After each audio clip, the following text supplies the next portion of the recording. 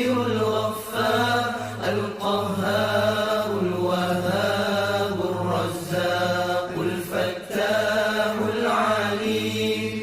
القابض الباسط الخافض الرافع المعز المذل السميع البصير الحكم العدل اللطيف الخبير الحليم العظيم الغفور الشكور العلي الكبير الحفيظ المقيت الحسيب الجليل